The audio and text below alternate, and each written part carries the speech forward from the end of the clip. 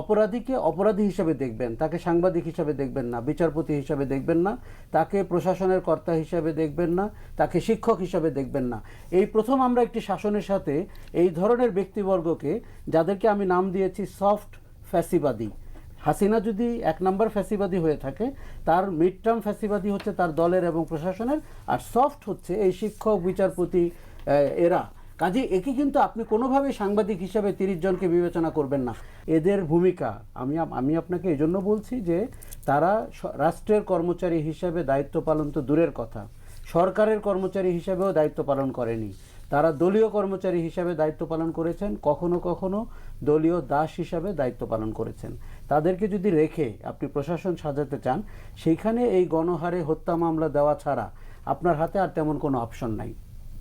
কিন্তু ক্ষতি যেটি হচ্ছে, ক্ষতি হচ্ছে দেখুন 1000-এরও অধিক ছেলে মেয়ে মারা গেছে, ক্ষতি হচ্ছে 15 বছরে $100 বিলিয়ন মতো বিদেশে পাচার করা হয়েছে, ক্ষতি হচ্ছে আমাদের ঘাড়ের উপরে ঋণের বোঝা চাপিয়ে দেওয়া হয়েছে, এবং ঢাকা শহর সহ বাংলাদেশের সব জায়গায় অপ্রয়োজনে অবকাঠামো তৈরি করা হয়েছে।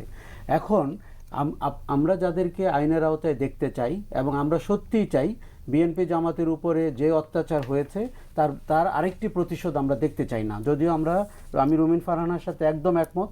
আমি সেই গণমাধ্যমকে তখনও ঘৃণা করেছি, এখনও করি, যারা দলীয় দৃষ্টিকোণ থেকে ইস্যুগুলোকে দেখেছিল এবং যারা ভেবেছিল বিগত সরকারটি কিয়ামত পর্যন্ত থাকবে, এবং তার সাথে যে কোনোভাবে জুড়ে যাওয়াটাই এক ধরনের, তা না হলে আপনি বুঝতে পারছেন যে 10 জন সম্পাদক পলাতক হয় যখন নাকি আপনার সরকার পালিয়ে যায়, পুলিশ প্রধান আন্ডারগ্রাউন্ডে চলে যায়। আজকে যখন গণহত্যার মামলা হয় এর মধ্যে 30 জনই সাংবাদিক।